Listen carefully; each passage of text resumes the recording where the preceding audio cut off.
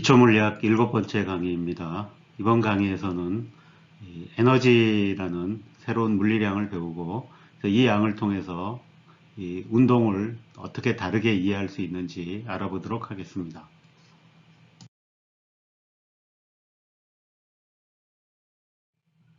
그래서 에너지라는 말은 우리가 일상에서 굉장히 많이 사용하는 말이죠. 그래서 대부분의 사람들은 그게 그 정확한 의미에 대해서 모르지만 그 어떤 이제 일을 할 수 있는 능력이란 이런 의미로 이제 에너지라는 말을 많이 사용하고 있습니다.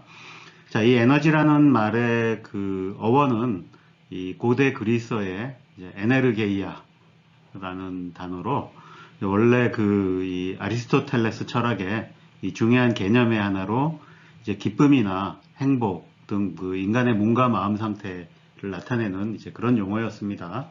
근데 이런 용어가 이제 물리학에 이제 들어오게 된 거는 이 그 뉴턴 역학이 만들어지고 나서 그 뉴턴 운동 방정식을 이제 다루는 과정에서 이 고트프리트 라이프니츠, 그러니까 뉴턴과 경쟁했던 이제 수학자죠. 이 같이 이제 운동에 대해서도 연구를 했는데 그 운동 상태와 관련해서 그 물체의 질량에다가 이 속력의 제곱을 곱한 양, 이런 양이 그 운동을 이제 이해하는데 중요하다. 그래서 그거를 이제 인식하면서 이 양 자체를 이 활력, 그래서 이제 라틴어로 이제 비스 비바라고 불렀습니다. 그렇게 해서 이제 이 양이 내려오다가 그 토마스 영이 이제 이 활력이라는 말 대신에 이 에너지라는 용어를 들여와서, 그죠, 에네르게이아에서 온 용어죠. 들여와서 용어로 바꿨고, 그다음에 그 후에 그 2분의 1이 곱해져서 이제 운동 에너지라는 양이 됩니다. 그 후에 이 제임스 줄이 그다음에 열도 이 에너지라는 것을 보이고, 그러니까 이거를 종합해 가지고 열 에너지를 포함해서 그 물리적인 모든 과정에서 에너지가 보존된다는 에너지 보존 법칙을 확립하면서 이 에너지의 의미가 이제 굉장히 중요해졌죠. 그래서 그 이후에는 에너지는 모든 물리적 과정에서 보존되는 양으로서 큰 의미를 갖는다라고 이제 보고 있습니다. 근데 이 에너지에는 근데 여러 가지 종류가 있어서 지금 우리는 이제 이번 강의를 통해서 역학적 에너지라는 것을 배우려고 하는데, 그 역학적 에너지는 운동 에너지와 이제 포텐셜 에너지로 나뉘게 됩니다. 그래서 이 두 에너지와는 조금 결이 다른 이제 그 에너지가 있는데, 그게 이제 열 에너지입니다. 그 다음에 그 이제 여러 가지 이제 이 에너지 개념이 이 다른 상황으로 많이 확장이 되면서 이제 이 다양한 에너지 개념이 생겨났는데, 이 복사 에너지, 이거는 이제 빛이 가지고 있는 에너지고, 화학 반응에서 왔다 갔다 하는 에너지, 그러니까 이런 거는 화학 결합과 관련된 화학 에너지라고 부르고, 이제 핵과 관련된 건 핵 에너지 등등을 부르는데, 기본적으로는 이제 우리가 배우는 포텐셜 에너지와 연결이 되어 있습니다. 그래서 이 에너지는 굉장히 그 다른 이 여러 가지 형태를 띠고 있는데, 이런 형태들 사이에 서로 변환될 수 있다. 그래서 운동 에너지는 포텐셜 에너지로 바뀔 수 있고, 다시 이 운동 에너지나 포텐셜 에너지가 이제 열 에너지로도 바뀔 수 있고, 복사 에너지로도 바뀔 수 있고, 이게 등등 이런 일이 가능하다라는데, 이제 그런 그 모든 과정에서 이 에너지의 총량은 변하지 않더라라는 게 이제 에너지 보존 법칙이고, 현재까지는 이제 이게 잘 성립하는 법칙으로 되어 있습니다. 그래서 이 에너지라는 개념이 이제 운동과 관련해서 들어온 거는 일단 그 운동 에너지라는 개념으로 먼저 들어오게 됩니다. 자, 이게 우리가 물체의 운동을 이해하는데, 지금 처음에 이제 뉴턴의 역학 체계에서는 그걸 어떻게 이해를 했냐 하면, 물체에 힘을 가하면 이제 그 물체의 운동 상태가 바뀐다. 그래서 속력이 바뀐다. 그걸 이제 가속된다라고 해서 이 F는 ma로 상징되는 그걸로 표현을 했죠. 그래서 힘을 가하면 물체의 속도가 변한다. 이렇게 얘기를 했는데, 우리가 이 지난 강의에서 이제 운동량이라는 걸 도입했죠. 그래서 운동량을 도입하면 이 똑같은 내용을 다르게 표현할 수 있다라는 걸 이제 봤습니다. 그래서 충격량을 가하면 운동량이 변한다로 표현할 수 있었죠. 자, 이런 맥락에서 이제 우리가 에너지라는 거는 일이라는 개념과 함께 이제 도입을 합니다. 그래서 이번에는 이 힘이 뭔가 하는 역할을 이제 일이라는 개념을 도입해서 우리가 일을 해주면 이 물체가 가지고 있는 어떤 에너지, 그러니까 운동 에너지라는 것이 변한다. 라고 새롭게 이제 표현을 하려고 합니다. 그래서 이 뒤에 좀 더 자세히 배우겠지만, 그럼 일이라는 게 뭐고, 이 운동 에너지라는 게 뭐다라는 걸 이제 정의를 해줘야겠죠. 그래서 미리 살짝 얘기를 하자면, 그 일이라고 하는 거는 그 힘이 이제 물체를 끌고 일정 거리를 움직이면 그 힘과 그 이동한 거리를 곱한 양을 내가 일이라고 정의를 할 겁니다. 자, 그럼 일을 해주면 무엇이 바뀌느냐? 그러니까 이 속도가 바뀌는데, 여기서는 이제 속도 대신에 이 질량 곱하기 속도의 제곱해서 2분의 1 곱한 운동 에너지란 이런 양이 바뀌는 걸로 해서, 우리가 이 운동의 법칙을 이제 물체의 해준일이 이 운동 에너지의 증가량과 같다라는 식으로 이제 이 표현을 하려고 하는 겁니다. 자, 그래서 이 과정에서 나중에 그 어떤 좀 특수한 종류의 힘, 사실은 뭐 특수하다고 하지만 굉장히 그 다양한 종류의 힘이 이제 이 조건을 만족하는데, 이 보존력이라는 힘에 대해서는 우리가 포텐셜 에너지라는 걸 정의할 수 있고, 그래서 이 포텐셜 에너지하고 운동 에너지를 합친 거는 이 운동 상태가 변해도 저 합은 바뀌지 않더라라는 것이어서 이 두 에너지를 합쳐서 이제 역학적 에너지라고 부를 거고, 이 내용을 역학적 에너지 보존이라고 얘기를 할 겁니다. 자, 이제 이런 내용에 대해서 이제 하나하나 제대로 짚어보도록 하겠습니다. 자, 그래서 먼저 운동 에너지라는 걸 정의를 해야겠죠. 그래서 왜 이런 양이 나왔느냐는 그냥 뭐 하다 보니까 저 양이 꽤 쓸모가 있더라라는 걸 발견을 한 거죠. 그래서 이 운동 에너지라고 하는 건 뭐냐? 자, 물체가 움직이고 있으면 그 물체가 이제 질량을 가지고 있다 그랬죠. 운동에 대한 특성으로. 그다음에 움직이고 있으면 속도가 있을 거예요. 자, 그래서 그 전에 이제 뉴턴의 운동 법칙은 위치를 따졌는데, 여기서는 위치는 일단 생각하지 않고 속도를 보겠다라는 거죠. 그래서 질량 곱하기 속도의 제곱의 2분의 1 한 양을 내가 운동 에너지라고 정의를 하겠다라는 거죠. 자, 이건 운동 에너지를 말로 표현한 건데, 이제 우리가 물리학을 제대로 하려면 이걸 또 수학적인 식으로 그 수학 기호로 표시를 해야 되겠죠. 그래서 이 운동 에너지를 보통 나타낼 때는 K라는 기호를 많이 씁니다. 그게 운동 에너지가 영어로 키네틱 에너지이기 때문에 그렇습니다. 그래서 K는 2분의 1 M 질량 곱하기 V의 제곱인데, 지금 속도라고 하는 거는 벡터 양이죠. 근데 요 양은 스칼라 양입니다. 그래서 속도의 크기의 제곱이 되는 거죠. 그래서 이거를 요 양은 사실은 그러니까 이 속도 벡터 하고 자신에게 대해서 내적을 취한 이런 양이고, 여러분들이 이걸 성분으로 이 직교 좌표계에서 성분으로 계산해 보면 vx 제곱 더하기 vy 제곱 더하기 vz 제곱, 각 성분의 제곱을 다 더해서 이제 나오는 양이다. 그래서 요거에 이제 그 스퀘어 루트를 씌우면 이제 속도의 크기가 되겠죠. 어쨌든 그거의 제곱이다라는 겁니다. 자, 이렇게 새로운 양을 도입을 했어요. 운동 에너지라는 양. 그럼 그 운동 에너지라는 양에 대해서 이 단위를 파악을 해야 되겠죠. 왜냐하면 항상 우리가 물리량은 단위를 가지고 측정을 한다 그랬으니까. 그래서 그 국제 표준 단위는 뭐가 되냐면, 그 질량의 단위는 킬로그램이 이제 표준이고, 이 속도의 단위는 이제 길이의 단위 나누기 시간 단위죠. 근데 미터와 세크를 1초를 쓴다 그랬으니까 미터 퍼 세크가 국제 표준 단위죠. 그래서 이 속도 제곱이니까 이 운동 에너지의 이제 기본적인 단위는 킬로그램 곱하기 미터 제곱 나누기 이제 세크 제곱 이렇게 됩니다.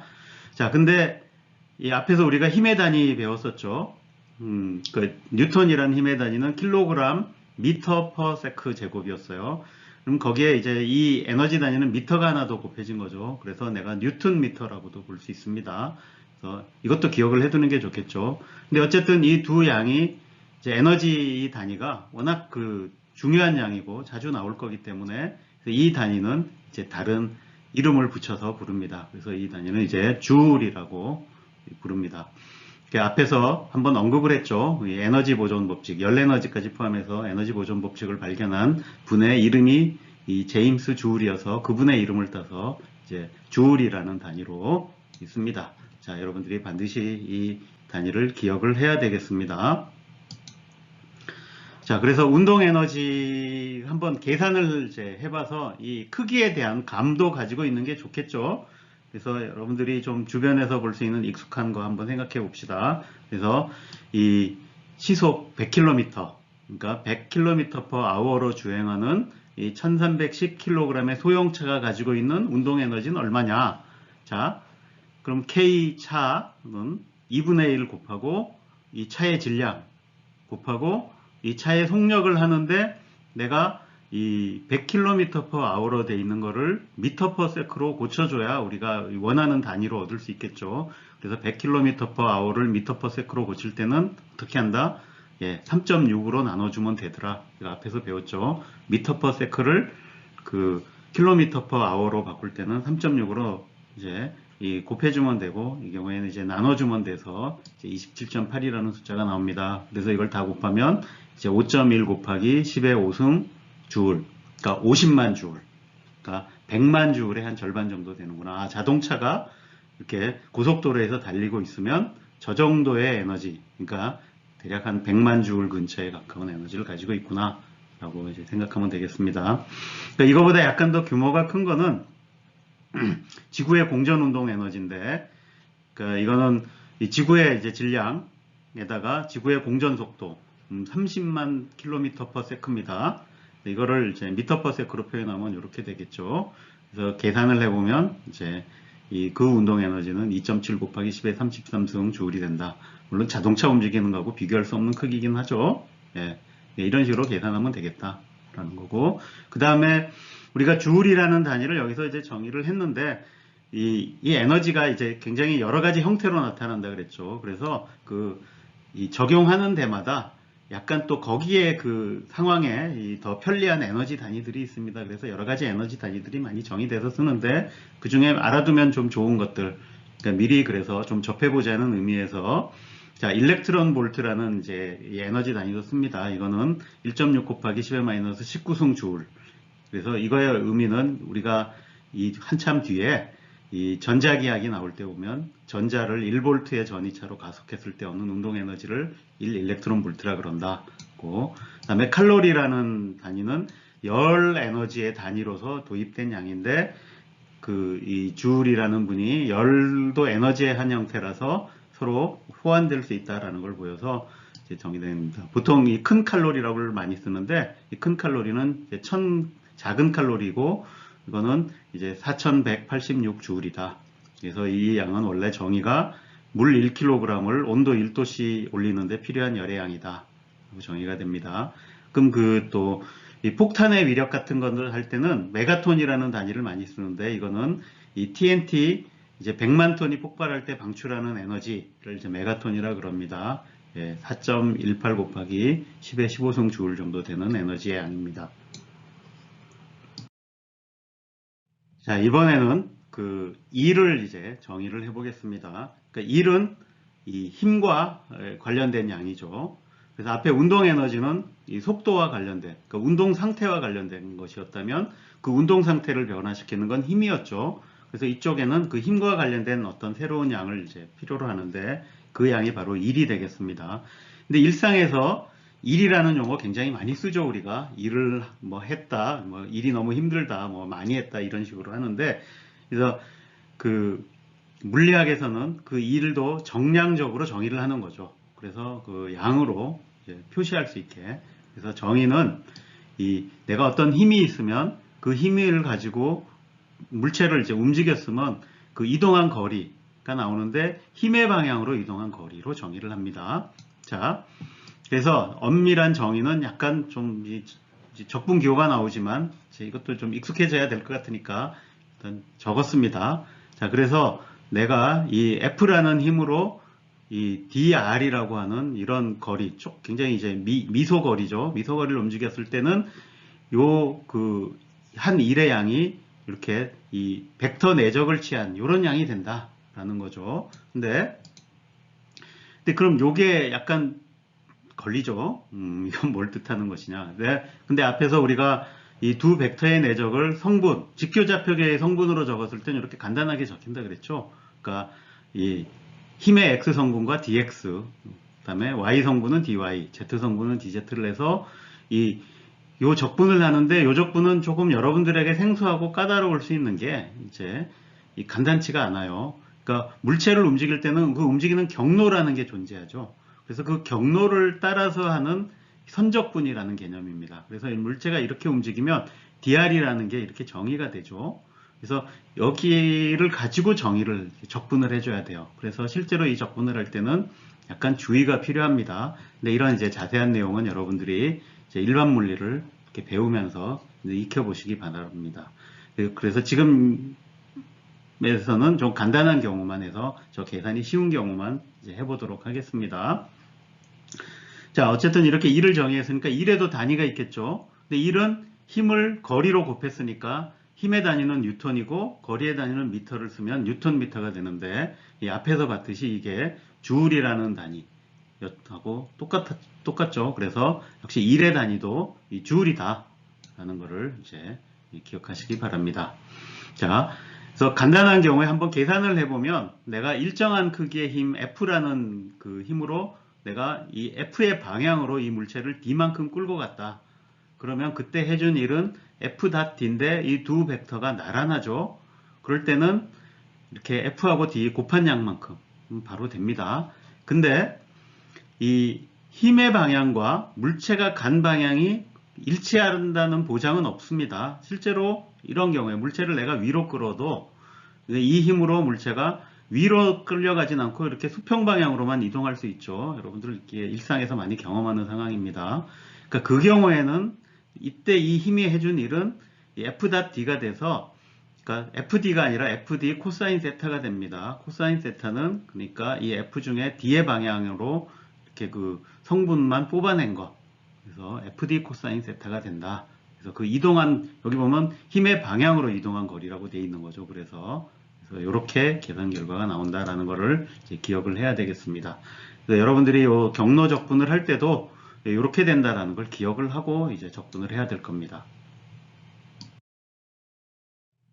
자, 1의 개념에 조금 더 이제 익숙해져야 되겠죠. 그래서 저것만 외운다고 되는 게 아니라 여러분들이 감각으로 이제 1이라는 게 뭔가라는 걸 이제 익혀야 됩니다. 그래서 일단 중력이 이제 우리가 익숙한 힘이니까 중력이 한 일을 한번 생각해 봅시다. 자, 이렇게 이 공이 있는데 야구공 그냥 놔두면 아래로 떨어지죠. 이게 중력을 받아서 이제 자유낙하를 한다라고 보통 얘기하는데 이거를 이 중력이 한 일과 이 야구공이 얻은 운동 에너지 이런 관점에서 보겠다라는 겁니다.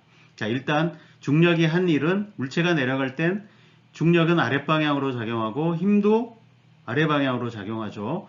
근데 나란하죠. 그러면 mg라는 중력의 크기에 이제 h라는 만큼 높이가 내려가고 나란하니까 코사인 0도가 돼서 그냥 mgh가 됩니다. 자, 근데 이 물체가 올라갈 때는 어떻게 되느냐? 중력은 아래로 작용하지만 누군가 이 물체를 들어서 올릴 수 있죠. 그 경우에도 중력은 일을 하는 겁니다. 근데 반대 방향으로 물체가 이동하죠. 그 경우에는 내가 중력이 한 일을 계산하면 mg에다가 h의 요 각도는 180도죠. 그럼 요 마이너스 1이 곱해져서 마이너스 mgh가 된다라는 겁니다. 자, 요번에는 이 힘의 방향과 이제 이 힘이 좀 다양하게 이제 작용할 때 어떻게 되나 하는 걸 한번 살펴보겠습니다. 그래서 균일한 중력장에서 물체를 이렇게 빗면을 따라 끌어올릴 때 힘이 한 일을 한번 계산을 해봅시다. 자, 근데 작용하는 힘이 중력이 있고 이 수직력이 있죠. 그 다음에 이 물체를 잡아당기는 힘이 있어요. 이 세 가지 힘이 물체에 동시에 작용하는 거죠. 근데 일정한 속력으로 끌려 올라간다고 해봅시다. 자, 일정한 속력으로 끌려 올라가면 가속도는 어떻게 되죠? 예, 속력이 일정하면 가속도는 0이죠. 자, 물체에 힘이 작용하면 가속도가 이제 생겨야 되는데 지금 이 경우에는 가속도가 0이에요. 그 얘기는 무슨 얘기입니까? 그러니까 이 순수하게 작용하는 힘은 없다는 얘기죠. 그래서 이 세 힘의 합이 0이 돼야 된다라는 거고, 그래서 그럼 이제 일정한 속력으로 끌려 올라가겠죠. 그럼 그 0이 된다는 조건으로부터 수직력의 크기와 이제 이 필요한 F의 크기가 이제 결정이 됩니다. 그래서 내가 뭐 좌표계를 어떻게 잡든 요게 합쳐서 0이 되려면 수직력은 mg 코사인 세타가 돼야 되고 이 잡아 끄는 힘은 mg 사인 세타가 돼야 된다 그래서 내가 이만한 힘으로 끌어줘야만 저 물체가 일정한 동력으로 올라간다라는 얘기가 되겠습니다. 자, 이때 그럼 힘이 해준 일은 어떻게 되느냐? 자, 그러니까 WF라고 썼죠. 그러니까 요게 한 일은 F 크기하고 D 얼마나 같느냐인데, 자, 그럼 이제 요 빗면의 길이를 D라 그러면 내가 FD가 될 거예요. 그죠? 근데 내가 요거를 H, 그러니까 요게 빗면의 길이는 D지만 요 빗면의 높이, 그러니까 요 높이까지를 내가 H라 그러면 D는 이 H를 사인 세타, 요각 사인 세타로 나눈 값이 되겠죠. 자, 그 다음에 F의 크기는 얼마였어요? mg 사인 세타였죠. 그래서 mg 사인 세타에 요 H 나누기 사인 세타를 곱하면 어떻게 됩니까? mgh가 된다. 이제, 그러니까 요 FD라고 쓸 수도 있지만 내가 mgh라고도 쓸 수 있다는 걸 보여주죠. 자, 그래서 내가 이거를 이제 앞에서 썼던 그 경로 적분 가지고 계산을 할 때는 이렇게 한다라는 걸 보여주기 위해서 이런 걸 썼습니다. 그래서 내가 요 경로를 따라서 가서 적분을 할 때는 어떻게 하느냐? F가 그러니까 성분으로 해야 되는 거죠. 그러니까 X, Y를 잡고 X 성분은 F 코사인 세타, Y 성분은 F 사인 세타에 이제 dx, dy 이렇게 해서 하면 요거 적분하고 요거 적분을 하는데 요 빗면을 따라간다는 게 x하고 dx하고 dy가 서로 이렇게 이 관계가 있다는 얘기죠. dy가 탄젠트 세타 dx가 된다는 게 돼서 내가 요거를 하나의 적분으로 묶을 수가 있고 그렇게 해서 적분하면 똑같이 fd가 됩니다. 자, 그래서 미리 한번 봤지만 재미있는 걸 발견할 수 있었죠. 내가 빗면을 따라 끌고 가도 이렇게 끌고 간 거나 내가 바로 들어 올린 거나 이 힘이 해주는 일의 크기가 똑같구나 라는 거 여기서 볼 수 있습니다. 자, 이번에는 그 용수철의 복원력이 한 일을 한번 계산해 봅시다. 이렇게 용수철을 잡아당기면 돌아가려고 하는 힘이 작용하죠. 그걸 복원력이라 그러고 이 복원력은 늘어난 길이에 비례한다라는 걸 이제 후계 법칙이라 그럽니다. 뒤에 한 번 더 이제 이 진동 파트에서 한 번 더 나올 겁니다. 그래서 이 힘이 이렇게 x에 비례하는 이제 그렇게 이제 작용을 한다. 네, 이 경우에는 조금 더 이제 설명을 하자면 이렇게 평형점 근처에서 늘어난 길이 이제 거기에 비례하고 요 k라고 하는 걸 이제 용수철 상수라고 하는데 이 단위는 여기는 뉴턴이고 요거는 길이니까 이제 요거는 양쪽이 맞으려면 뉴턴 퍼 미터가 되게 되겠죠. 그다음에 여기 마이너스 사인이 붙는 건 이 늘어난 길이를 줄이려고 복원하려고 하는 복원력이라는 의미에서 마이너스를 붙입니다. 자, 저 복원력이 한 일이 보면 늘어날 때는 자 마이너스 kx의 dx 방향으로 늘어나서 그러니까 늘어나는 방향과 항상 힘의 방향이 반대죠. 그래서 요 마이너스 사인이 붙어서 마이너스 2분의 1 kx가 된다. 그럼 줄어들 때는 어떻게 되냐? 줄어들 때도 마찬가지로 이번에는 힘은 안 줄어들게 하려고 플러스가 되지만 움직이는 방향은 이제 줄어드니까 그래서 이때도 역시 마이너스 2분의 1 kx가 된다라는 것을 이제 볼 수 있습니다.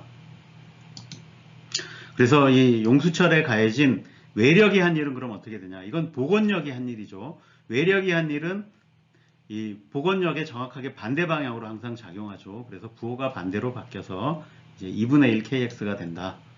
이렇게 이제 서로 이 복원력이 한 일과 외력이 한 일을 여러분들이 구별할 수 있어야 되겠습니다. 그래서 원래 하려고 했던 이제 일을 해주면 운동 에너지가 늘어난다. 이 내용 하기 전에 일률이라는 개념도 이제 정의를 해주고 넘어가도록 하겠습니다. 그 일률은 이 일을 얼마나 빨리 하느냐를 나타내는 양입니다. 그래서 단위 시간당 한 일의 양이고 그렇다면 단위가 이제 이 일을 시간으로 나눈 게 되겠죠. 그래서 주울 퍼 세크라는 이제 단위가 이 일률의 단위가 되는데 이것도 워낙 자주 나오는 양이어서 이 와트라는 단위를 정해서 씁니다. 여러분들 많이 들어본 단위죠. 그래서 여러분 모든 전기 제품에 보면 이 전기 제품은 얼마의 에너지를 쓴다라는 표시를 와트 표시로 합니다. 그 얘기는 1초에 얼마씩 쓴다라는 뜻입니다. 몇 줄씩. 자, 그러니까 이 일률의 단위에도 그 와트 말고 이제 그 다른 단위도 많이 쓰는데 자동차 같은 데 보면 엔진의 그 일률을 마력으로 많이 표시합니다. 그래서 말 한 마리가 하는 일률 대략 746W로 정의가 됩니다. 그 다음에 이 천문학 같은 데는 이 태양이 얼마나 일을 많이 해서 빛을 얼마나 많이 내보내느냐 이것도 일률에 해당합니다. 그래서 보면 이런 이 태양은 1초에 이 3.8 곱하기 10의 26승 주울씩 이제 내보낸다. 알 수 있죠. 그래서 여러분들 그 전기요금 고지서 같은 데 보면 그 전기요금 고지할 때 킬로와트 아워라는 단위로 많이 합니다. 이거는 그러니까 킬로와트라는 일률로 1시간 일했을 때의 양. 그럼 뭐가 되죠? 이거는? 예, 이건 일률의 단위가 아니라 그래서 일의 단위입니다. 그래서 에너지의 단위가 된다. 해보면 이제 이 3.6 곱하기 10의 6승 주울이 1kWh에 해당한다. 라는 거고. 자, 그 다음에 이 앞에 보면 그 일이라고 하는 게 이제 FDR로 정의가 됐죠. 그래서 이 움직이는 물체에 힘이 해주는 일률은 이걸 DT로 나눈 게 되니까 항상 이 FV가 된다. 그러니까 F.V를 하면 그 물체가 받고 있는 일률이 나온다라는 거를 이제 기억해 두시기 바랍니다. 자, 그래서 오늘의 이 메인 정리, 이게 뭐냐면 일 에너지 정리라는 겁니다. 앞에서 그러니까 이 힘을 가하면 가속된다. 그래서 속도가 변한다라는 거를 이제 이번에는 일을 해주면 운동 에너지가 늘어난다. 이렇게 표현할 수 있다라는 거죠. 그래서 이거를 이제 일 에너지 정리라고 합니다. 그래서 정확하게 말을 하자면 힘이 물체의 한 일의 양은 물체의 운동 에너지의 변화량과 같다. 그래서 이 W는 델타 K라고 쓰는데 이게 이 F는 MA와 사실 똑같은 내용입니다. 그걸 다르게 표현했을 뿐이죠. 그래서 내가 이 운동 방정식으로부터 그러니까 F는 MA로부터 이거를 정확하게 증명을 할 수 있는데 이 과정은 약간의 좀 여러분들이 익숙하지도 않을 수 있는 이 미분 적분을 써야 되니까 그래서 여러분들이 관심이 있으면 이 과정을 한번 쭉 따라가면서 이렇게 접근하면 되겠구나라는 걸 이제 해보시기 바랍니다. 그러니까 한번 해보라고 이렇게 적어는 놨습니다. 이 잘 모르겠으면 그런가 보다 하고 넘어가시고 그래도 요거는 기억을 해야겠죠. 이게 F는 MA라고 하는 그 내용을 W는 델타 K로도 표현할 수 있다. 이렇게 이제 기억을 해주시기 바랍니다. 자, 그래서 이 일 에너지 정리는 이제 뉴턴 제2법칙의 다른 표현이다. 이제 이거를 기억을 해주시기 바랍니다. 자, 그래서 이 일 에너지의 정리의 예시로 아까 그 야구공 내려가는 문제를 해보죠. 그럼 야구공이 아까 이 중력이 이제 잡아당기면 그 중력이 일을 해줬다 그랬죠. 그래서 일을 얼마나 해줬느냐? 예, 이 mgh, h만큼 내려가면 mgh만큼 하는데 그러면 이게 속력이 얼마나 운동 에너지가 얼마나 늘어나야 되느냐?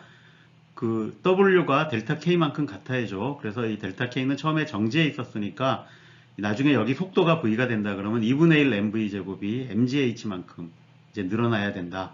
이렇게 됩니다. 근데 이 결과는 여러분들이 뉴턴의 운동 방정식을 풀어도 똑같은 결과가 나옵니다. 그러니까 결국 이 일 에너지 정리의 효용성은 뭐냐 하면 우리가 이 F는 MA를 가지고 그러니까 뉴턴의 운동 제2법칙을 가지고 가려면 우리가 미분 방정식을 풀어서 H만큼 내려왔을 때 속도가 얼마가 된다는 걸 위치를 구해서 그걸 미분해서 속도를 구해야 되는데 내가 이 일 에너지 정리를 알고 있으면 그 과정을 생략하고 곧바로 속력이 얼마가 된다. 그러니까 중간에 뭐 그 위치가 어떻게 바뀌는 거에는 관심이 없다. 최종 위치만 알고 있다 그럴 때도 이렇게 속도를 금방 알아낼 수 있다. 그러니까 이런 점이 더 편리하기 때문에 이제 일 에너지 정리를 쓰게 됩니다. 자, 이렇게 그 경사면에서 꽃병이 내려갈 경우에도 이제 이 경우에는 그러니까 아까 뭐 빗면을 내려가고 올라갈 때 이제 그 계산을 한번 해봤었죠. 그래서 이때 중력이 한 일을 계산을 해보면 자, 이렇게 이 중력이 하고 이 움직이는 방향하고 나란하지가 않죠. 그래서 이렇게 코사인 알파라는 각도가 나옵니다. 요가. 그러니까 중력의 방향은 이거고 가는 방향은 이거니까 그렇게 되는데 그럼 운동 에너지는 얼마나 늘어났느냐? 자, 여러분들 이걸 뉴턴 방정식 풀어서 계산을 할 수 있어요. 이게 가속도가 얼마니까 그 가속도로 요만큼 내려가면 속력이 얼마나 증가할 거다. 그래서 그걸 계산하는 게 이렇게 됩니다. 우리가 이제 뉴턴 방정식을 많이 안 풀어봐서 모르겠지만 여러분들이 일반 물리를 배우면서 이거 구해 볼 겁니다. 그래서 그럼 가속도로부터 내가 속력이 얼마나 변할 거다라는 걸 알고 운동 에너지가 얼마나 변할 거다 계산을 해보면 정확하게 이 운동 에너지 변화량이 이 중력이 해준 일과 같다라는 것을 볼 수 있을 겁니다. 이게 당연한 결과죠. 예, 뉴턴의 제2법칙과 일 에너지 정리는 같은 내용을 담고 있는 거니까 결과도 같이 나와야 되겠습니다. 자, 이제 일 에너지 정리를 배웠으니까 이번에는 그 일이라고 하는 거를 어떤 보존력이라고 부르는 특별한 힘의 경우에는 우리가 또 다르게 표현할 수 있다. 그러니까 포텐셜 에너지라는 걸 도입해서 그것으로 표현할 수 있다라는 걸 이제 해보려고 합니다. 자, 이 포텐셜 에너지의 개념은 내가 이렇게 왜 힘을 줘서 이제 역기를 들어 올렸다 그래 봐요. 그럼 여기 있던 역기가 이렇게 위로 올라가겠죠. 근데 이렇게 올라가는 동안에 뭔가 해주긴 해줬는데 운동 에너지는 변하지 않았어요. 그죠? 여기 들어 올렸다 뿐이지 이게 움직이고 있진 않죠. 들어 올리는 과정에서는 움직였겠지만 최종적으로 이게 멈춰 있는데 그럼 여기에 멈춰 있는 것과 여기에 멈춰 있는 게 같은 거냐? 같지 않죠. 왜냐면 여기 있는 거는 그냥 놔두면 어떻게 돼요? 여기는 놔둬봤자 제자리에 있지만 여기 있는 건 놔두면 밑으로 떨어져서 여기에서 속력을 얻어서 운동 에너지를 가질 겁니다. 그러니까 그런 능력의 차이가 있다. 그러니까 결국 여기에는 뭔가 더 숨어 있다라는 얘기죠. 잠재된 에너지가 있다라는 의미에서 이 포텐셜 에너지라고 부른다라는 겁니다. 포텐셜이라는 말이 이제 숨어있어 잠재되어 있는 그런 뜻입니다. 자, 그래서 내가 이 중력에 반해서 뭔가를 이제 해주면 그게 결국 중력이 일을 해주는 거라고도 볼 수 있죠. 외력이 해주는 일과 중력이 해주는 일은 부호가 반대고 크기는 같겠죠. 그래서 이 외부의 힘이 해준 일이 결국 어떤 변화를 가져왔냐? 중력에 반해서 그 일을 했는데 그래서 결국 뭔가 이 포텐셜 에너지가 늘어났다라고 이제 이렇게 표현하고 싶은 겁니다. 자, 근데 저렇게 어떤 힘이, 작용하는 힘이 포텐셜 에너지로 표현이 될 수 있으려면 모든 힘이 다 가는 게 아니라 어떤 조건을 이제 만족을 해야 됩니다. 그러니까 그거는 이 보존력이라는 이제 그런 힘만 되는데 그 보존력이 뭐냐면 내가 이렇게 물체를 움직여서 이 다른 위치로 갔을 때 그러니까 어떤 경로를 따라가든지 이 해준 일의 양이 같아야 된다라는 거죠. 그게 무슨 얘기냐면 이 일의 양이 위치에만 관계한다라는 거예요. 움직인 위치가 얼마나 달라졌느냐에 관계하고 어떤 경로를 따라갔느냐에는 이제 관계가 없어야 된다. 이 개념이 처음에 한 번에 안 와닿을 수 있습니다. 근데 이걸 이제 조금 다르게 표현한 게 내가 한 바퀴 돌아서 오면 힘이 해준 일의 양이 항상 0이 된다. 하고 똑같습니다. 이제 그런 경우를 이제 보존력이라고 그러고 이런 보존력에 대해서는 이 힘의 한 일을 위치만의 함수로 표현할 수 있죠. 그래서 그렇게 표현된 함수를 내가 포텐셜 에너지라고 부르겠다라고 합니다. 한 번에 이해가 안 가더라도 지금 들어놓고 나중에 또 그 일반 물리를 배우면서 다시 한번 생각해 보시면 이게 그런 소리구나라는 거를 여러분들이 이해를 하실 수 있을 거라고 봅니다. 그래서 지금 우리가 앞에서 다뤘던 중력 같은 경우에는 그 빗면에서 한번 봤죠. 아까 얘기한 대로 빗면을 따라 올라가나 이 수직으로 올라가나 얻은 이제 한 일이 같았죠. 그 일만큼의 이제 포텐셜 에너지가 오는 거죠. 그러니까 그게 중력이라고 하는 게 이 경로에 관계가 없이 똑같은 일을 하게 된다라는 거고 그래서 보존력이다라는 걸 보여주는 예였던 거죠. 이 비보존력도 있습니다. 이 대표적인 게 마찰력이 작용하면 비보존력이 됩니다. 마찰력은 이 일정하게 이제 힘이 움직이는 방해하려고 하는 방향으로 항상 작용하기 때문에 얘는 마찰력은 많이 돌아다니면 거리에 비례해서 늘어납니다. 그러니까 똑같은 위치를 가더라도 곧장 갔느냐 돌아갔느냐에 따라서 이 마찰력이 해준 일의 양이 달라집니다. 그래서 이런 건 보존력이 아니다. 그래서 이제 그런 경우에는 내가 포텐셜 에너지를 정의할 수 없다라고 하는 겁니다. 자, 이렇게 포텐셜 에너지라는 걸 정의할 수 있는 보존력에 대해서는 내가 이렇게 이제 포텐셜 에너지라는 거를 해준 일에 이제 마이너스 부호를 붙여서 정의를 해줍니다.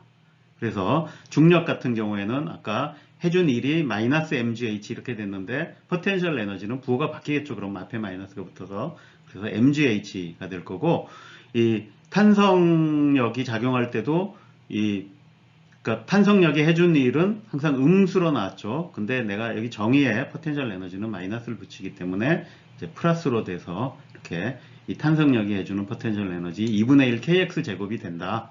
이런 거 이제 알 수 있습니다. 자, 그 앞에서 그 보존력에 대해서는 이제 potential energy라는 걸 정의할 수 있다 그랬는데 이렇게 정의했죠. 그럼 뭐 이걸 반대로 할 수 있느냐? 내가 potential energy로부터 힘을 계산할 수 있느냐? 예, 할 수 있죠. 그럼 이 힘을 적분해서 potential energy가 나왔으니까 그 potential energy로부터 힘을 구하려면 적분의 반대 과정을 해야 되겠죠. 미분을 하면 되겠죠. 그래서 실제로 이렇게 미분을 하면 이제 이 힘이 됩니다. 근데 이게 이제 3차원으로 확장이 되면 약간 좀 까다로워집니다. 아까 이 2를 정의할 때도 이 적분 자체가 그냥 적분이 아니라 경로를 따라서 하는 적분이라 그랬죠. 그래서 이 경로를 따라서 하는 적분의 그 연산은 뭐냐? 그러니까 이거를 따져봐야 되는데 여기서 자세하게 설명은 안 하겠고 여러분들이 이제 그 미적분학 같은 걸 배우면 그런 경로를 따라 적분하는 거에 반대 과정이 바로 이제 이 그레디언트라는 개념이 이제 나올 겁니다. 그래서 이 포텐셜 에너지에 이제 그레디언트라는 걸 계산하면 이 그레디언트는 이렇게 이 x, y, z에 대해서 이렇게 편미분을 해주는 거고 이 편미분을 해줘서 벡터를 만들어주는 이제 그런 작용입니다. 그러면 힘이 구해진다라는 거. 그러니까 이 정도 설명만 하고 나중에 여러분들이 다시 한번 익혀보시기 바랍니다. 자, 이렇게 그 포텐셜이라는 걸 정의할 수 있는 보존력에 대해서는 우리가 앞에서 얘기했던 일 에너지 정리를 다르게 또 표현할 수 있다. 근데 그 다르게 표현하는 게 바로 이 에너지 보존 법칙이 되겠습니다. 자, 여기 보면 일 에너지 정리가 이 델타 K가 그러니까 운동량의 변화량이 그 힘이 해준 일과 같다 그랬죠. 근데 보존력에 대해서는 한 일의 일을 포텐셜 에너지의 변화로 이렇게 표현할 수 있다 그랬어요. 그럼 내가 이 두 개를 합치면 어떻게 되죠? 그러면 델타 K하고 델타 U를 더하면 이게 더해져서 0이 되니까 이렇게 0이 된다. 그러니까 그러면 운동 에너지의 변화량과 이 포텐셜 에너지의 변화량을 더한 것이 0이 된다는 얘기죠. 근데 내가 그 운동 에너지와 포텐셜 에너지 두 개를 합친 양을 역학적 에너지라고 이렇게 정의를 하겠습니다. 운동 에너지 더하기 포텐셜 에너지가 역학적 에너지다. 그러면 결국 그 일 에너지 정리, 그러니까 보존력에 적용된 일 에너지 정리가 뭘 얘기해 주냐면 이 역학적 에너지의 그 변화량은 0이다. 그러니까 운동 상태가 변해, 속도가 변하고 위치가 변해도 그러니까 역학적 에너지라고 하는 양은 변하지 않는다라는 거죠. 그러니까 여러분들이 그러니까 이 말이 보존력에 대해서는 그러니까 운동의 법칙과 똑같다라는 걸 마찬가지 이제 약간의 수학을 써서 증명을 할 수가 있습니다. 자, 어쨌든 내용은 명확하죠. 예, 그러니까 일 에너지 정리가 뭔가부터 다시 상기를 해보면, 그러니까 일을 해준 만큼 힘이 해준 일만큼 운동 에너지가 변한다 했는데 그 힘이 해준 일이라고 하는 걸 내가 포텐셜 에너지라는 걸로 표현할 수 있으면 이제 포텐셜 에너지와 운동 에너지 더한 게 항상 일정하다라는 걸로 또 다르게 표현할 수 있다라는 거고 그 포텐셜 에너지 더하기 운동 에너지를 내가 역학적 에너지라고 부르면 이게 바로 그 역학적 에너지 보존 법칙이 된다라는 겁니다.